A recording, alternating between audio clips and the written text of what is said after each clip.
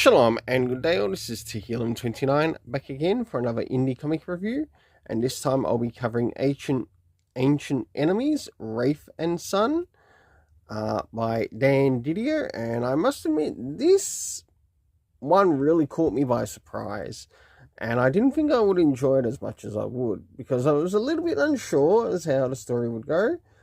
But how about we move into first things first? And that is the area of the cover. Does this cover in any way, shape, or form connect to something that is happening inside with the story? And sure enough, it does, to which I give it a 7.5 out of 10. I really enjoy the art here because in it we get to see basically two wraiths here. One is the main one, which is sort of like in the background, and it's also the character's mother. And then we have the one in front, who we actually find out is actually the son, trying to sort of like take over the role to which she has somewhat been abandoning. We do get to see a little bit more of that inside with the story, and we might as well move into beginning to have a look at the internal art around the beginning, middle, and the end.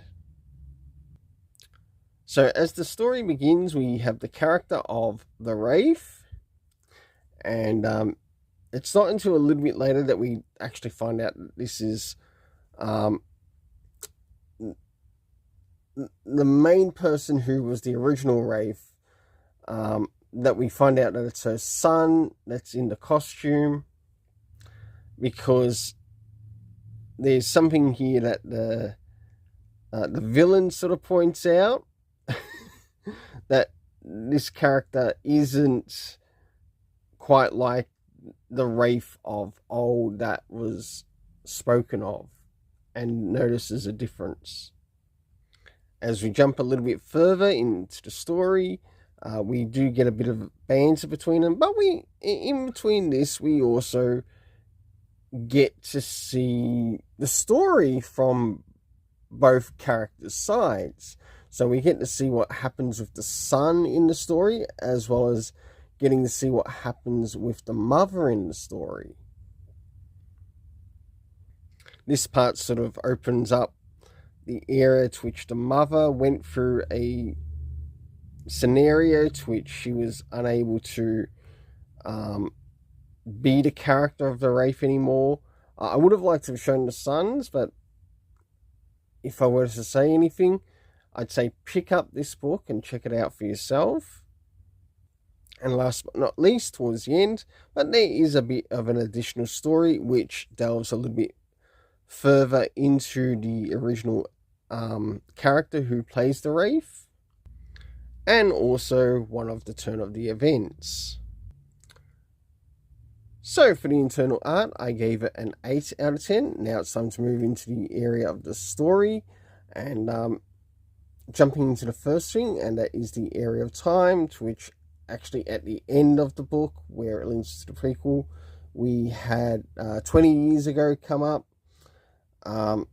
Moving into the next thing, and it is the area of the location, to which it takes place in the area known as Citadel.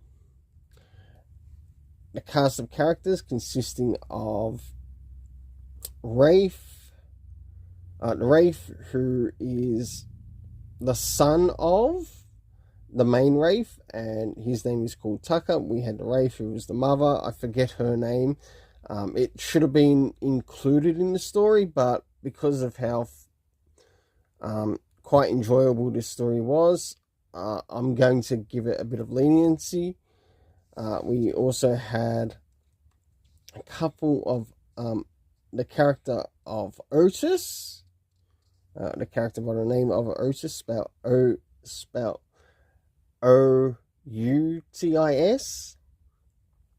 and you actually learn that they are a person that sort of like watching over the character of the Wraith, and it also feels maybe her son as well, without him maybe even knowing. If not, he'll probably learn about it later on. So for the overall story rating in this, I give it an 8 out of 10. Until then, let's keep it colourful and have yourself an awesome day. And thank you, Dan Didio. It's nice to see you somewhat exploring the idea of legacy characters in an independent story.